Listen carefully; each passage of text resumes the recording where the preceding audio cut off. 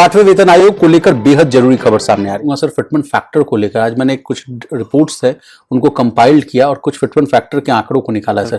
जैसे बीपीएमएस जो यूनियन या ऑर्गेनाइजेशन है उन्होंने 4 का फिटमेंट फैक्टर जो है वो डिमांड किया। फिर एनसीजेसीएम ने 3.833 का, एआईडीएफ ने 3.833, महाराष्ट्र ओल्ड पेंशन ऑर्गेनाइजेशन भी 3.8 का, एफएनपीओ ने 3 से लेकर 3.25 और एटक ने मिनिमम 3% का।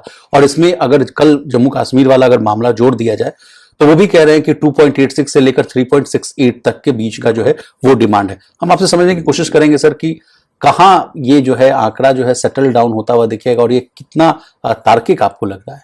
नहीं, देखिए, मुझे लगता है कि जो सरकार की तरफ से या 8th पे कमीशन की तरफ से जो मंजूरी दी जाएगी या सिफारिश की जाएगी 8th पे कमीशन की तरफ से, वो इन तमाम आंकड़ों से कहीं मॉडरेट नंबर हो सकता है। विशाल, हो सकता है कि वो पिछले बार का जो 2.57 का 7th पे कमीशन का जो नंबर था उसके आसपास रहे, क्योंकि सरकार के दिमाग में अब लगातार, और आज भी देखिए रिजर्व बैंक की मॉनेटरी पॉलिसी की बैठक आई, साफ तौर पे उसमें ग्रोथ को लेके अनुमानों को घटाया है रिजर्व बैंक ने।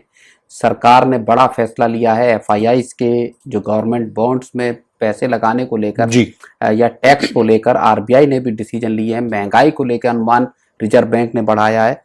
मुझे लगता है कि खजाने की स्थिति सरकार अब अच्छी तरह से देखेगी और उसके अकॉर्डिंग फैसला लिया जाएगा, और ये फैसला या ये जो मौजूदा हालात हैं ये सीधे सीधे कर्मचारियों के सैलरी बढ़ोतरी पर असर डाल सकते हैं। अब 8वें वेतन आयोग को लेकर बेहद जरूरी खबर सामने आ रही है। दिल्ली, पुणे, देहरादून और हैदराबाद जैसी जगहों में 8वें वेतन आयोग की बैठकें जो है वो हो चुकी।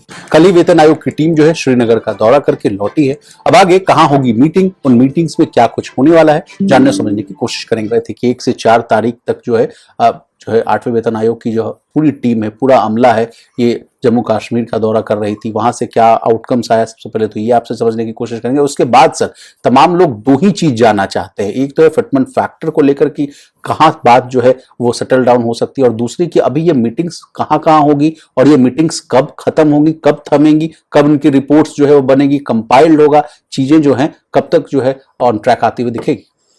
नहीं विशाल, देखिए, सबसे बड़ी बात यह है इस पूरे घटनाक्रम में जो 8th पे कमीशन को लेके जो पूरे का पूरा एक तरह से मैं कहूँ कि सरगर्मी बनी हुई है। लगातार अलग अलग जो संगठनों की डिमांड्स हैं वो सुर्खियों में आ रही हैं। अलग पे लेवल के लिए अलग फिटमेंट फैक्टर से लेकर सेफ्टी और फैमिली को हेल्थ बेनिफिट्स को के साथ पेंशन में पैरिटी तक, इन तमाम चीज़ों को हमने डिस्कस किया है।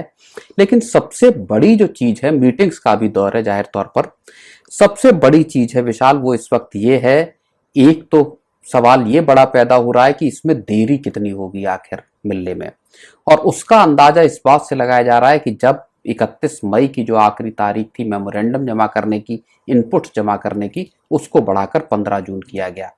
यहां से एक बड़ा सवाल ये पैदा होता है कि क्या पूरी की पूरी प्रोसेस अब एक लंबे उसमें जाने वाली है, क्या पूरा जो रिकमेंडेशंस हैं उसके बाद सरकार की संस्तुति है, इस सब में क्या बड़ी देरी होने वाली है विचार? जी सर, अब आपसे रिक्वेस्ट करेंगे कि जो है बैठकों का जो दौर का जो टाइमलाइन है प्लीज वो बता दीजिए। नहीं, देखिए, जम्मू कश्मीर लद्दाख में बैठकों के बाद अब पूरा भुवनेश्वर में बैठक है, इसके बाद उसके बाद लखनऊ में बैठक है। तमाम जो दूसरे शहर हैं वहां पे बैठकों के लिए पूरा का पूरा एक डेट शीट जो है या शेड्यूल जो है वो 8th पे कमीशन की तरफ से विशाल जारी कर दिया गया है। चलिए, अगला सवाल मैं आपसे ये पूछूंगा सर कि तमाम जो हमारा जो कमेंट सेक्शन है उसमें पूछा जा रहा है कि कब तक बैठकें ही होती रहेंगी। 18 महीने का समय लिया गया था, 7 महीने का जो है समय वो पार हो गया है। अब मात्र जो है देखिए कि 10 महीने का समय मात्र बचा हुआ है। कब तक ये जो बैठक का जो दौर है वो खत्म होगा और असली चीजें जो हैं वो सामने आएंगी? नहीं, मुझे लगता है कि 15 जून की जो डेडलाइन दी है इनपुट्स जमा करने की, मुझे लगता है 15 जून के बाद, चूंकि जुलाई का भी जो डेट शीट है या एक तरह से कहें शेड्यूल जो है आया हुआ है, मुझे लगता है जुलाई एंड तक सारी जो है जितने संगठन हैं, जितने इलाके हैं देश के महत्वपूर्ण, वहाँ मीटिंग्स कंक्लूड हो जानी चाहिए। अगर ओरिजिनल उसमें चीजें चलती हैं। पूरी वीडियो देख के आपको समझ में आ गया होगा कि फिटमेंट फैक्टर की डिमांड वर्सेस रियलिटी क्या है। डिमांड अलग अलग यूनियंस की अलग अलग है। बीपीएमएस की 4 है, एसआई 3.83, 3.8, एफएपीओ की 3 से 3.25, जैसे कि सबने बताया। बट इसका इनसाइट क्या है? डिमांड काफी वाइड रेंज है, 2.8 से 4.0, और इसमें अभी भी कोई कंसेंसस नहीं बन पाया है, इसीलिए हमें एग्जैक्ट फिटमेंट फैक्टर अभी तक नहीं पता चल पा रहा है। अब इसमें एक्सपेक्टेड फिटमेंट फैक्टर क्या रहेगा? तो एक्सपर्ट का हम क्या मानना है, 7 पे कमीशन में जैसे कि आप सब जानते हैं 2.57 था। 8 पे कमीशन की जो लाइकली रेंज है कि क्या हो सकता है वो 2.5 से 3.0, ये मॉडरेट रेंज में रखा जा रहा है। तो इसमें क्या की इनसाइट है कि सरकार से हमने हाई डिमांड तो रखी है 3.5 से 4, बट क्या वो एक्सेप्ट करेगी इसे? कम संभावना है इसकी। क्यों? फिस्कल प्रेशर बहुत ज्यादा है, जिसके कारण मॉडरेट हाइक बहुत ज्यादा रियलिस्टिक लग रहा है। इकोनॉमिक इंपैक्ट क्या है? मेजर इंपैक्ट जो आप देखिए, आरबीआई ने क्या कहा है कि जो ग्रोथ प्रोजेक्शन है वो घटा दी है। इन्फ्लेशन एस्टीमेट जैसे कि आप सब जान रहे हैं, महंगाई काफी बढ़ गई है। गवर्नमेंट बॉन्ड एफआईआई पॉलिसी में भी काफी बदलाव ला रहे हैं। इससे पता चल रहा है कि सरकार पे इकोनॉमिक काफी दबाव है। की इनसाइट्स क्या आ रहे हैं कि इसको फिस्कल डिसिप्लिन पे फोकस कर रही है सरकार और कंट्रोल एक्सपेंडिचर पे फोकस कर रही है। तो इससे रिजल्ट क्या है? इससे हमें क्या नुकसान है? सैलरी हाइक एक लिमिट में आएगा, जैसे कि डिमांड की जारी हो सकता है उससे कम। अब मीटिंग और प्रोग्रेस की जो रिपोर्ट बताई गई है इस डिबेट में, वो था कि मीटिंग कहाँ हो चुकी है, दिल्ली, पुणे, देहरादून, श्रीनगर, और अपकमिंग मीटिंग भुवनेश्वर, लखनऊ और अदर सिटीज में है। इसमें की साइड क्या है? कमीशन ने actively nation wide consultation phase में है। अभी भी 15 जून तक की मीटिंग की डेट बढ़ा दी गई है ना। आपसे जो भी डिमांड की जा रही थी कि आप अपना रिप्रेजेंटेशन दें, वो भी बढ़ रही है। बढ़ाने से क्या हो रहा है? डिले की संभावना भी बढ़ती जा रही है। तो टाइमलाइन है डिले सिग्नल, जैसे कि मैं अभी बात कर रहा था। ओरिजिनल डेडलाइन क्या थी? 31 मई, बढ़ा दी गई है 15 जून। की इनसाइट क्या है? डिले शुरू हो चुका है और ये प्रोसेस थोड़ा लंबा खिंच सकता है, फाइनल रिपोर्ट आने में डिले हो सकता है। पहले भी 18 से 24 महीने का डिले एक्सपेक्टेड लग रहा था। फिर इस डिबेट में आगे क्या बताया गया कि टाइम कंस्ट्रेंट की रियलिटी जो भी कह रहा था मैं, टोटल ड्यूरेशन 18 महीने दिया गया था कमीशन को अपनी फाइनल रिपोर्ट सबमिट करने में। ऑलरेडी 7 महीने निकले हुए हैं, 10 से 11 महीने बचे हैं। तो अभी क्या है, टाइम का प्रेशर बहुत ज्यादा बढ़ गया, या तो फास्ट डिसीजन मेकिंग करने की जरूरत है, अदरवाइज और डिले पॉसिबल है। अब एक्सपेक्टेड टाइमलाइन जैसे कि बताया गया इस डिबेट में, मीटिंग कब तक खत्म हो सकती है? जुलाई एंड तक। फिर उसके बाद क्या क्या करना होता है? डेटा कंपाइलेशन, रिकमेंडेशन ड्राफ्टिंग होगी, और ये जो हमारी फाइनल रिपोर्ट है ये लेट 2026 से अर्ली 2027 तक आ सकती है, और भी लेट होने की संभावनाएं लग रही हैं।